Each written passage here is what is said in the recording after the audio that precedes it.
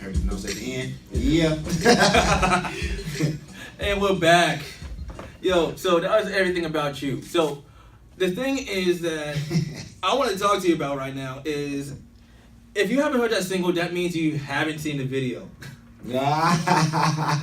I see the video about 5 times, not including this morning, which I had to do for studying, kids.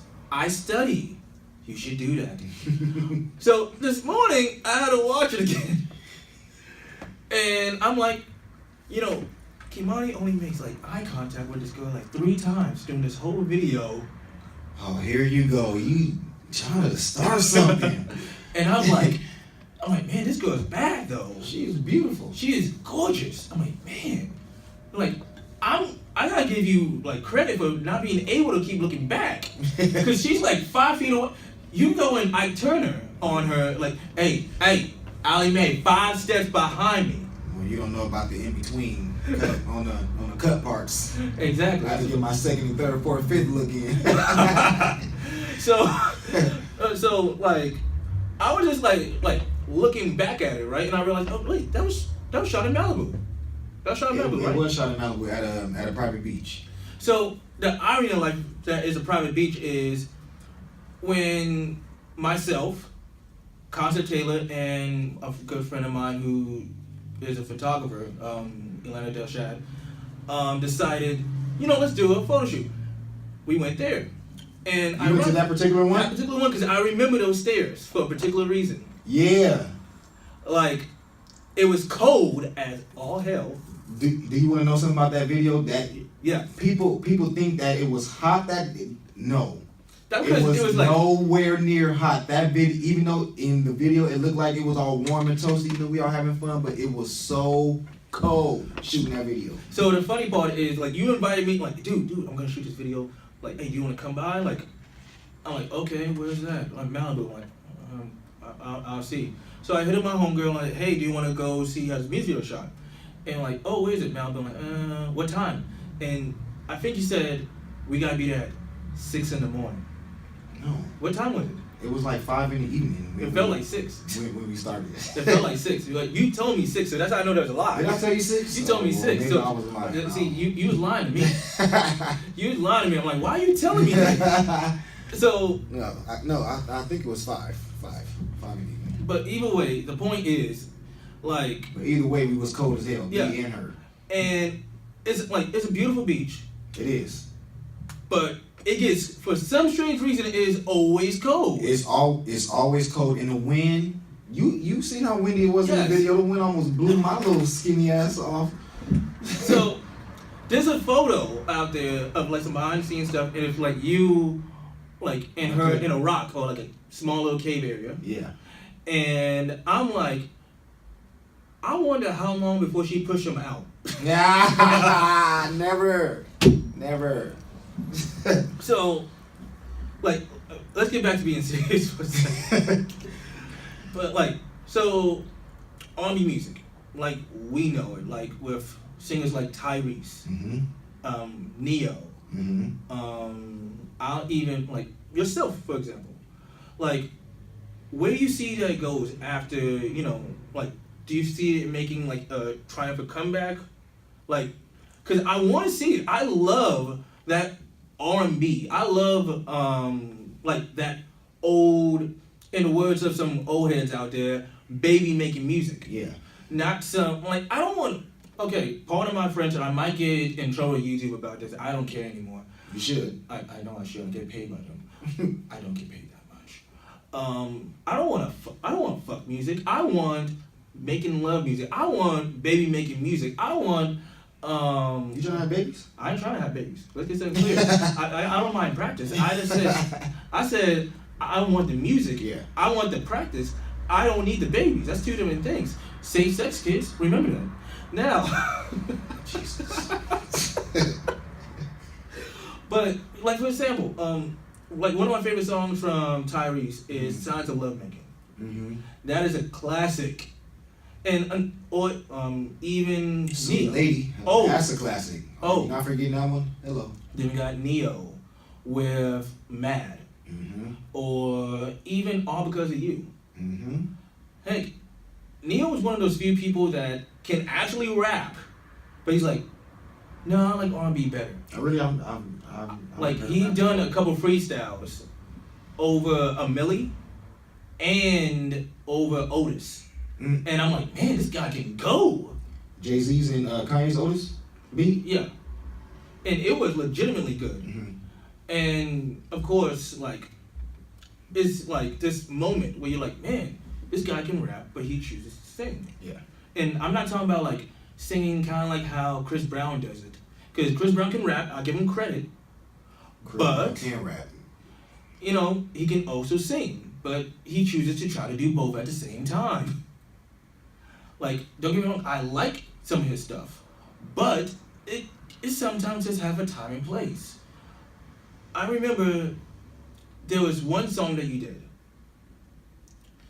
and it was "Don't Say No," and I heard. Wait a minute, before we get into that, you asked me about R&B. Yes. About R&B music. We never. Is it okay? Fine. Do you want to go back to that? You asking me questions. Do you want to go back to it? Yes. Okay. For the record, this is how me and him is. Like, how you gonna ask me a question about like, R&B and then skip the like whole we would question? literally go back and forth. Start talking. See, the issue is he brought up Sweet Lady, and then I brought up Neo. Don't try to blame me because you lost your train of thought. Hey, That's not my fault. You asked me a question. You didn't even let me answer. Thank you for remembering the question. Yeah, somebody has to remember clearly. Hey, that's me and him. See, that's the funny part. We're great friends outside of this. It seems like that we just despise each other, but we're just great friends. So, like, what do you see R&B making a comeback? Do you, like I would old say, school R&B like that? Like, I would say R&B is in a state of emergency, and I cannot stress that enough. R&B is in a state of emergency. Yes, the sound of R&B has changed, just like the times. That's normal, but you have people who are still staying true to R&B, like Tyrese, Tank, their group TGT, which I wish they heard me do a second album. dude, you know that not because Genuine. I know. You know Genuine can't stand those two. I know, but then you have people who are changing the sound of R&B, like, let's just throw like a random name out there, like people like Bryson Tiller. Yeah. I like Bryson Tiller. Right. I do. Right. I really, really, really do. His mixtape was amazing. Like straight through, like I can still listen to it today. Classic. But it's not. If I had to put that in category, I wouldn't say that's real R&B. Not trying to knock him or saying that he does anything less of R&B because he's R&B, but I mean like real R&B, and we know what real R&B is. Of course. Like, just like Bryson Tiller, I'm a big fan of August Alsina. Like, he done amazing stuff, but it doesn't have that same. I like August Alsina, but I wouldn't say I'm a fan. Like, I like him. I like his music. No, but, yeah, his mixtape was fire, and his first album was fire too. Like, I feel like me and you. I feel like the moment when me and you like, yeah, I don't know about him. Yeah. Is I called you up one day, and me and you was just talking, and then I said, so you heard about August, what he did, right? I'm like, what are you talking about? So he went off on the girl I at this remember 106 in Park. Yeah, I seen it. And said, and I quote, so you're just gonna go there and ask me that, and after we already had this conversation, I don't want to talk about it. I just don't want to talk about it. I'm like, oh, okay, no, you don't understand. We had this conversation beforehand without the camera. Yeah, We had the conversation with. And I thought that was so rude. It's like rude on both ends. No, it is rude because, like, number one, you don't handle yourself like that on live TV. Like, I thought that was extremely disrespectful. That's just me. Like, that's so rude. Right. Like, so, and I'm looking at this as both. As now someone that does interviews and someone that's, it's his job to go by a certain way. Right. But if she didn't follow what she was supposed to do, because I'm pretty sure, like with certain celebs, they have a list of stuff that they will talk about and stuff that they won't talk about. So if that was one of the things that he didn't want to discuss and she did it anyway, then that's her error too. Of course. Like, prime example. Like, before I do these interviews with a lot of artists, I send them a general list of questions. Like, okay, these are the questions that I'm mainly going to focus on. Is there anything that you don't want to talk about? And so far, everybody I got told me the same thing. Ask me whatever you want. I'm an open book. Go ahead, shoot. But if somebody was to come and tell me, good, don't ask me this particular question, guess what I'm not going to do? I'm not going to ask that particular question. Oh, I thought you was about to say the complete opposite. If I'm going to mess up? No, I thought you was about to say, I am going to ask him this No, God, no. No. I was about to say, savage. No. I'm not that type of guy. Like, everybody that decides to, like, I've had this conversation with multiple people. I put this on my Facebook plenty of times and even on my Twitter, that anybody that decides to, like, I'm gonna go on stage, or I'm gonna write a song, or I'm gonna perform a song, if it's karaoke, if it's if it's actual song, or if it's even performing, it takes a particular kind of person to do that. It's not just, oh yeah, I'm gonna do that. Mm-hmm. And trust me, it's not easy. It's somewhat terrifying. It's somewhat comforting. It's somewhat, like, it's a weird mix. Like, as someone that performed live just like you, mm-hmm. like, you ever just got that moment in life where you're like, hey, you know what? I'm on stage and like, shit, I don't know. Like, a couple weeks ago, me and Concept talked about this. Like, my first real time performing with him was at Universal or Hollywood, whatever it's called nowadays, Bar and Grill. Sorry, no problem. Like, what? Like, yeah, and like, I admit, I was nervous at first, and then I jumped in, and everything was good. But you always get nervous before any show. That's normal. Yeah, like, that's good actually. Like, the thing is, like, with me, right? Mm-hmm. Like, don't get me wrong, I get nervous. I get worried. I get like, okay, what if they do this? What if they do that? What if you forget the words? What if, yeah, all that stuff goes through. I admit, I get terrified. Like, I get terrified if I forget the words. But I've forgotten lyrics during shows. Like, I don't even know how. You gotta work on through it. and that's the main point. You have to. It's a certain level of professionalism, and I was always taught that if you mess up, don't ever let the audience know, because once they pick up on it, then it's pretty much sinking ship from there. But if you happen to mess up and you don't show it, then we're not gonna know. Right. So, like, as much as, like, people will ask me, why is he bringing her up again? Like, Beyonce during her Super Bowl performance. I'll bring up Beyonce every 5 seconds. I don't care what nobody say. I know, because this ain't your show. Well. If this was, this wouldn't be called the Last Man Standin Podcast. This would be called the Beyonce Fan Club #1. She ain't watching, because she... Okay, shut up. She ain't watching. If she is watching, please retweet this. Please. I need this. You don't understand. I need the Beehive. But back to what I'm saying. She pulled off a slip. Mm-hmm. So perfect, it looked like a routine. Mm-hmm. And I'm like, wow, Beyonce is that good. And then you have some artists, like, let's say, for the sake of conversation, Justin Bieber, that slipped on stage and got angry that he slipped on stage. He's been angry a lot lately at all of his shows. Yeah, that's and true. I think if he continues to be angry, he's going to come out to an empty arena. I don't know. I don't know, because this is the absolute truth. Like, I compare Bieber right now to, as much as you hate me saying, is Kanye.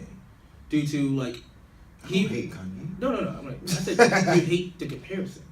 Like, when it comes down to it, like, Kanye have done rants. And literally by now, should have an empty arena. No, yeah. Especially with after that last moment. Oh, yeah. Like, you don't want to gamble. Absolutely. Like, I went to one of the St. Paulo tour stops at the Forum. And, of course, I had a great time. Did that rant happen during your show? No. Those rants happened up north. But it's just that moment when you're like, okay, you should have an empty arena by now. You should have less people. Did you by like that now. show though? I loved it. I just thought, like, who wants to pay however much the tickets were to look up all night at a hovering stage? So this is the irony of life. That was so stupid. Like, no, it was actually really fun. I got floors, like, I was literally on the floor with everybody. It wasn't the show that DJ Khaled was at. I really wish it was. Would have been fun just hanging out with him. If you watching this, please hit me up. Snapchat, anything. Come on, Khaled. You got the keys. You got all the keys. My point exactly. Like, I know you're afraid to fly. So am I. I'll take a bus too. If I could, I would. I'll drive I'll go Greyhound if you want to go too. Let's do this, Khaled. But serious, like, it's kind of revolutionary. It was different. It was like, okay, I like this. This is different. It's more interactive with the crowd. But at the same time, I could get where other people was at. It's like, like, see the way my neck is set up. Like, I don't know if I can look up this is all the thing. night. Like, the question is, like, there's other artists that's like said that's genius. Beyonce was one of them. And the question is, like, if she was to do the same thing, of course you'll go. You damn right I'll go. Now, the thing is, I don't think that she'll do it. She thinks it's genius. Did you go to the Formation Tour? No, but I know that you did. I sure did. And so this is the thing that's really funny. Like, no matter what, me and you just been a fan of the, I say a big fan of Rock Nation, of Beyonce, of Kanye, of Rihanna, of Jay, and the list goes on. But the moment that kind of like hits is, I'm like, would I, like, if the opportunity came up to be signed, would you go independent? Or, like, would you stay independent? Kind of like how Macklemore is. Like, he's a millionaire, but he's independent. Or would you go the same route as some of the, like, as most predecessors and go like, hey, you know what? I'm going to record this. I'm going to go with Rock Nation or OVO or not Cash Money. But you get my point. No, not Cash Money, no. Like, would you go, like, which route would you personally, like, choose to go? I mean, honestly, like, let's clear this up right now. Like, as of right now in the stage of your life, tomorrow you might wake up and say, you know what, I wouldn't mind doing the complete opposite. I'm just saying, as of right now, at this particular moment. As of right now, what we're talking about, Yes. I would want to be signed. You would? Mm-hmm. Okay. So, there is something, like, you know, really kind of curious. Like, as a bachelor, as a R&B singing bachelor, that's making it hard for people like me, because you can sing, and I can just sing. It's not as easy as it looks. Like, but this is the catch. Like, I can sing. Okay, there's a reason why I could do quotes, sing, but this is the thing. Like, there's something that old heads used to say. Like, this boy can sing, and and this is the thing. He can sing compared to me singing. You can tell by if you listen to my song Deja Vu versus any of his songs. So you're a fool, man. You're a mess. So, how, like, does being a bachelor, like, help you as an R&B singer? Yeah, it helps me not get cussed out by doing certain things, as far as music-wise or doing anything as far as performance. So, this is a question. I don't choose to be single. I don't. So, like, I don't. I'm gonna be honest. The reason why I'm dying laughing is because I'm thinking of like Casey and JoJo and some of the crazy things that they used to do, and all of a sudden, like I thought, like right when you said, "Oh, you know, I would choose to do some of the crazy stuff," and I thought of that. That or even this video, Casey and JoJo, or even that latest video of R. Kelly. Oh yeah, I like, seen that 2 nights ago. I'm like, why don't you wipe down my head, get my cheek, get my earlobe, you're wiping down. Only R. Kelly. And I'm like, what the heck is going on? Like, hold up, did she bring a towel? Did he give her the towel? Like, hold up. But like, I can't stop singing right now, so I need you just to wipe me down. You know, it's only like, him. And it's awkward watching it because you're like, Kels, you know everybody else is here, right? People can see you. And I'm just like, what the?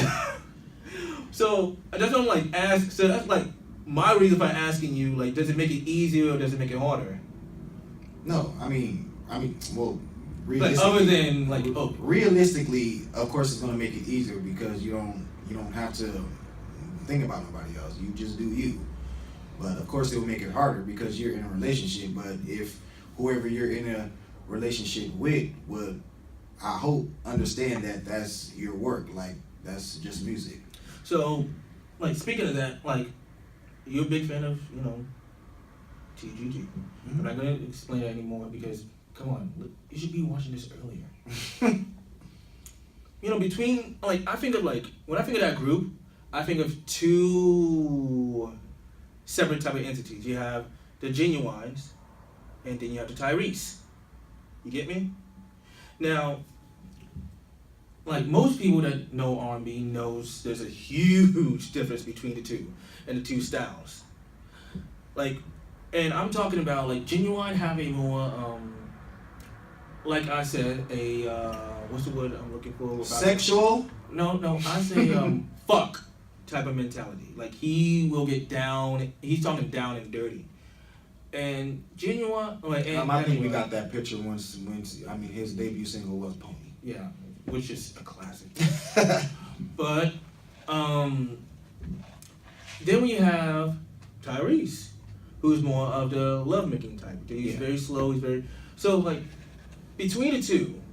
Since we're talking about being a bachelor, which one of the 2 do you like as of right now say like, yeah, I lean more towards this person? Are you referring to like as far as my style? I'm talking about all around as an artist. Like if you like, what are the chances of after a Kemani performance, he sees the fine honey all the way in the back at the bar and picks her up? What style does he go with? Does he go with the Genuine style, as in the straightforward, or does he go with the Tyrese style? He's gonna go with the Tyrese style because I figured he was gonna say that. In real life, Kemani is kind of shy. So that brings me to this other question. Like most ladies out there, they want a singer, they want someone to serenade them, and most singers need a muse. Like what do you look for in a woman? Like if a woman was to approach you, you basically, let's just say for the sake of conversation, you're at the mall. They recognize you. They don't do the whole, oh my God, it's Kemani, type of thing. I thank God they don't, because I seen that one time and it was hilarious. It was hilarious. Universal Studios, I promise you, there's a video on my Instagram. You're gonna love it. Is it still up there? It's still up there. Like it's still up there, and it's still funny. But like, what would it take for a woman to walk up to you, talk to you, and catch your attention? What do she need? I would hope. If women start making the first moves, I think it would be a lot easier on us guys. I gotta admit this. Seriously. I didn't think I was gonna do this, but I agree. I agree as a bachelor It's so myself. much. It's hard. See, this is the thing that women don't understand, and I know right now people's like, I would welcome that. like, women feel like, oh, Guys always have to make the first like, move. No, Not a necessary. guy needs to make the first move, or they don't want to seem desperate. So, this is the thing. Us as guys is terrifying, especially in this day and age, to confront a beautiful woman, if you're Jamaican. But the truth is, like, when you approach a beautiful woman and you realize, hey, how you doing? And you get, I got a man. And you're like, okay. Like, Or you get the good for whole, you. like, good for you, have a nice day. Or like, you so thirsty? Like, I'm just trying to get to know you. See, let's touch on that real fast because that's what makes it hard. Okay. Everybody is so worried about looking a certain way. Everybody is worried about, I don't want to seem thirsty, or I don't want to do this, I don't want to do that. But going back to the old times when a man was interested in a woman, he would do everything and anything to show her that he's interested and to pursue her. That's what you do. If you like someone, you're supposed to pursue them. So I think this generation is so stuck in, I don't want to look thirsty or I don't want to look desperate. It's not about being thirsty or being desperate. It's about going after something that you want. And that's what real men do. A real man is going to pursue a woman. Right. Well, I agree on that. And so this is the facts to me. Like, I say, there's like two kinds of men. There's, when it comes down to pursuing, there's gentleman, and then there's Ike Turner. Don't be Ike Turner. Please don't be Ike Turner. If you're young, underneath the age of, I'm going to say 23. Ike Turner will get you nowhere. Please don't be Ike Turner. I understand Nick Cannon's doing this whole Ike Turner. I don't get why he's doing it. I understand that a lot of people try to be Ike Turner for Halloween. I don't get why. If you watch What Love Got to Do With It, you'll understand why I'm saying this. You want to know a fun fact about me that you probably don't know? That Ike Turner's your daddy? No. I didn't. I'm just trying to see what's going on with that. Okay. Tina Turner's my aunt by marriage. Really? Mm-hmm. I did not. Okay. My uncle was her drummer. Okay, I'm about to say, like, please don't tell me Ike Turner. No. Shut up. I'm tired. My uncle Ronald was a drummer in her band, and he was married to her sister, which made her my aunt by marriage. See, now that's cool. Because, I'm going to be honest, it's not everybody can say, you know what, Tina Turner is my aunt. Even though she doesn't know I She exist, yeah, but still, I mean, it's always been Hey, cool with to all say. I know, I'm related to John. Hey, with all It's I always know, been cool to say. Yeah, it is kind of cool. Yeah. Like, with all I know, I'm related to John Singleton. Who knows? Let's see if people let's see if people out there get what that meant. Right. Now, Probably not. yeah. Like I said, I'm Leo Styles. Let's see if you can figure out my last name. Now, for the record, his last name is not Turner. If anybody goes out there trying to figure that out, no, it's not. And we're not going to talk about that here. No. So, I want to talk about, like, we're getting closer to the end. And let's talk about one of my favorite songs. And that is Don't Say No. That really is your favorite song. That is my favorite song. Man, so, this is the thing. When I DJ'd, well, let's even go before that. Like, what I did at one point was, like, Kemani would send me music video emails and ask me what I think. And normally I'm like, okay, whatever. And then he sent me this song, which we're not going to play here because guess what? You should check it out. On SoundCloud, soundcloud.com/Kemani. There you go. Now I'm listening to this, and I'm like, man. And I thought I was just hyped. And then I played it again, and again, and again. I'm like, That song was done overnight. So we actually, it was produced by my good friend Disco Boogie, who produced my EP. We were actually in the studio that night listening to Frank Ocean's Pyramid. told you. Like, you know the weird part about it is me and you was talking about Pyramid some time ago. Mm-hmm. And at no point, like, at one point I'm like, this is my jam. And I was like, man, the similarities. Yeah. But I couldn't put my finger on it. Yeah, because like, you know, Pyramid is like 2 songs in one, so it's like almost 8 minutes long. But once you get to the second part of Pyramid, then it's like that style. And I'm like, that's the part that everybody love, and that's the part that when I hear Don't Say No, it's like, boom. That's it. That's that song. That's that song that when I talk about old school baby making music, that gives I'm you glad that. I did that. It was different for me. Yes, and I'm like, oh man, this is the Kemani that I want to see. This is the Kemani music I want. Yeah. This is like, I'm gonna go on iTunes right now and buy this. Cause I remember I hit you up and like, tell me when I'm buying this. That's because I want to support this so much because this song is so good. I'm like, man, this is great. And we was just like, okay, cool. You should have added that in. You should have threw that in here. So, no, I'm not gonna do that yet. Because there's something bigger.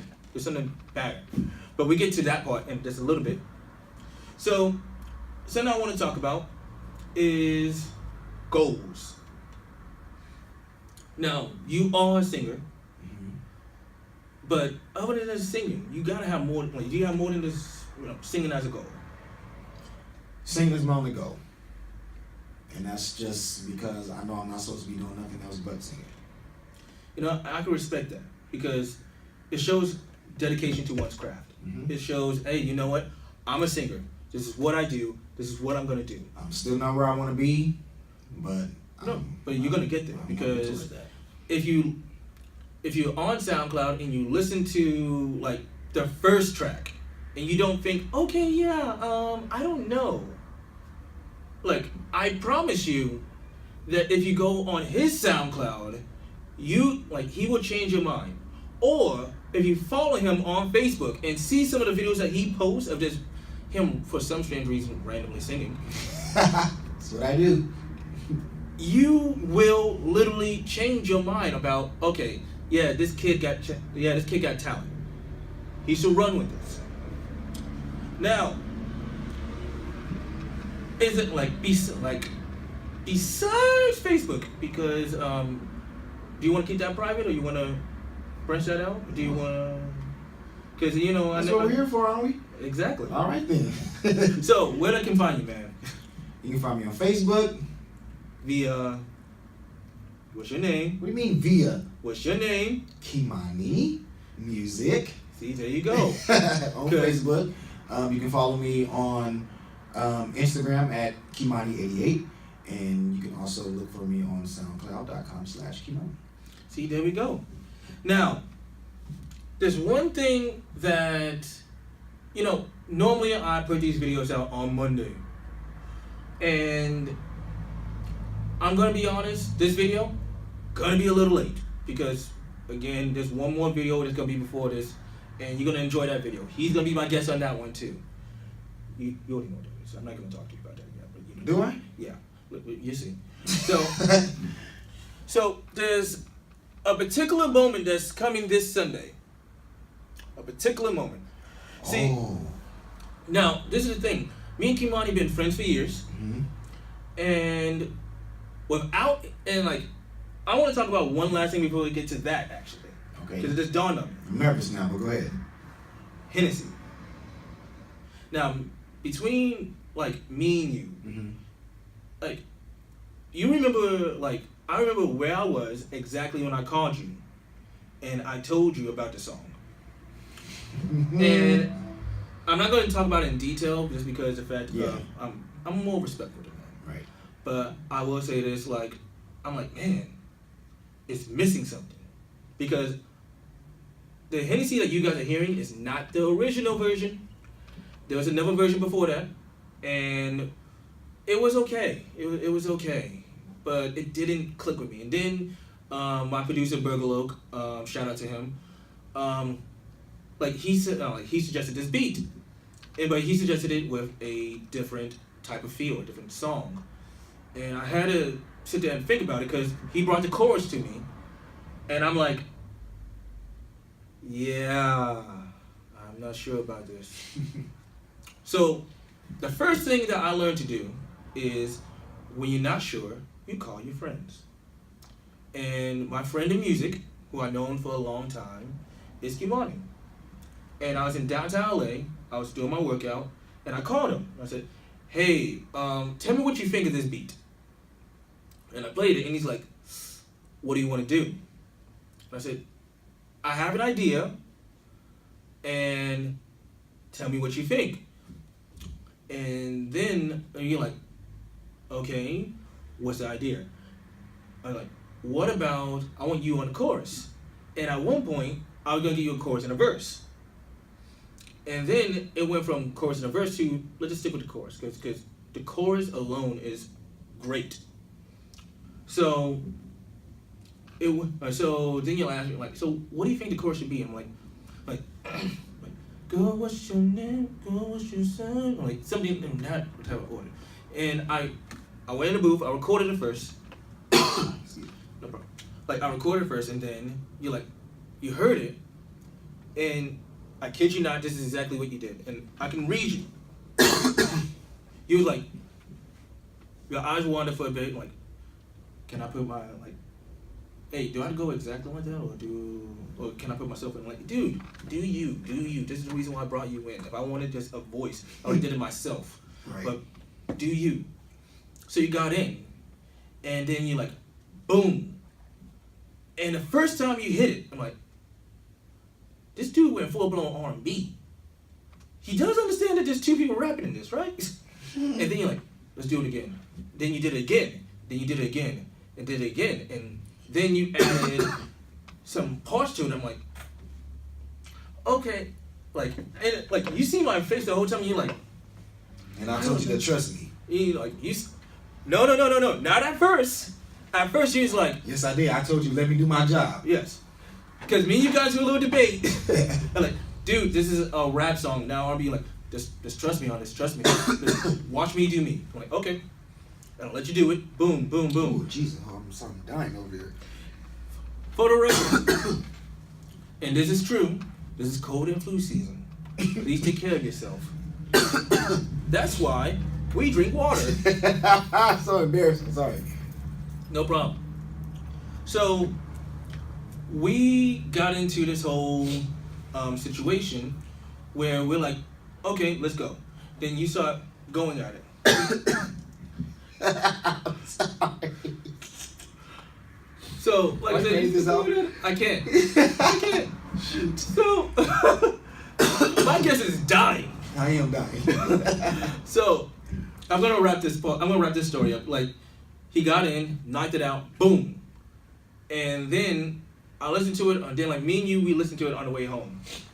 He dropped me off, and we're like, okay, all right, and because we listened to it in a whole, and we're like, we got something here. This is great. And that's how Hennessy came. And to be honest, if you want to listen to it, it's on YouTube right now as we speak. Underneath this video, probably.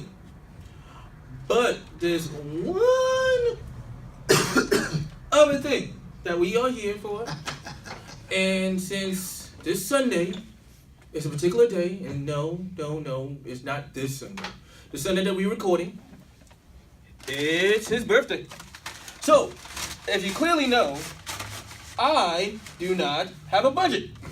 Because you guys do not, because basically some of you guys don't watch this. So basically A donut! I couldn't give him a cake, but I got him a donut. This is the nicest thing ever. Appreciate it, thank you. So, this is the thing. Like, me and Kemani been friends for years. I wanted to get him a cake that said Hennessy, but I couldn't. Because basically, budget. Okay, seriously, people. And it's funny that you did a song Hennessy. You don't even Drink. You don't even drink. That's the funny part. But I would say the funny part about that is I literally say in the song 2 different ways. I'm in the club with my drink on, and then after that I say I'm in the club feeling tipsy, and I need one more shot. But this is the thing. Life is not even like that. No, it's not, because what I want people to know is, like, I respect Tupac, but I'm more of a Biggie type of rapper. I'm a storyteller. I believe Leo Styles is a different type of person. Like, Leo Styles will tell a story. Compared to, let's say, a different artist like J. Cole, that even though he tells a story, his is more, let's say, truthful. I write a book. He would write a autobiography. Just saying. Now, to finish up, we are getting into the final song, which I'm gonna be honest, like, first time you sent me this song, it blew out my not my eardrum, but my headphone. One of them went out, and I called you, and I like, dude, you broke one of my headphones, and you're like, oh man, I'm sorry. Yeah. Because there's so much power and bass in it. But when I heard it, it's so different for you. It is different from me. It's so different that I had no choice but to try and enjoy it. I had to do it because I wanted to do it so bad. My label at the time didn't want me to record that song. And but I did anyway. Yes. And honest to God, I felt like you needed that one in the album. Because if you wasn't going to put the one that I you just wanted to show, not even trying to be conceited or anything like that, because that's never me. I've always been humble. But I just wanted to show that I could do a song like that and get away with it. And you did. Because I'm going to be honest, that song, like, so what people don't know is, like, I always talk about this, I DJ. And he sent me these songs and I had it in my mix. So I played Beyonce's and then I played Don't Say No. Mm-hmm. I'm not going to say which Beyonce song. It's Drunken Love. What can I say? And then I played Something by Concept Taylor. And then I went back and played this upcoming song, Late Night Freak. And I'm glad that we're doing this at night because I feel like as a bachelor, don't we all need a late night freak? Don't we? So ladies, it is cuffing season. It is cuff season. Yeah, Eric Bellinger said it best. It's cuffing season. Pretty much. So, in the words of him... You didn't finish your story, though. About which one? About the club. Man, I don't want to finish it, but okay. Finish it. So, I had multiple people come and ask me, what's that song? And I'm like, the Beyonce one? Like, no. The one after that. Oh, that's a friend of mine named Kemani. Oh, what about the other one? Oh, Concept Taylor. Yeah, that. Oh, that's him. Oh, what about that one after? Yeah, that's Kemani. That's Late Night Freak. Really? I said, yeah. Is it like on iTunes right now? At the time being, it wasn't. Mm-hmm. I said, no, but you should go on his SoundCloud. He got some cool stuff on it. He's like, oh, cool. And I've never seen a reaction, because I've never seen a club go from to wow so fast, because they've been hearing Beyonce in rotation for so long, just not to be disrespectful to You never told me that story. I did. I called you and told you. No, I even sent you a video. You told me about when you played it, but you never told me what the ending reaction was. See, and this is how he finds out the end reaction. People love the song. People like it. People dig it. And the thing is, like, that's one of the few things I miss about DJing is interactions. Is less interactions, and that's one of the coolest parts. So, I've been here too long. You've been here too long. We gotta wrap this up because we gotta wrap this up because we got another episode. So, ladies and gentlemen, boys and girls, featuring Disco Boogie, the one, the only, Kemani with Late Night Freak. Ladies and gentlemen, check me out next week. Bye. Yeah. I ain't got nothing for ya. Nothing for ya. Nothing for ya. You know what I want. You know what I want. Girl, I'm on ya. Girl, I'm on ya. Girl, I want ya. Girl, I want ya. I'm looking for a late night freak. Late night freak.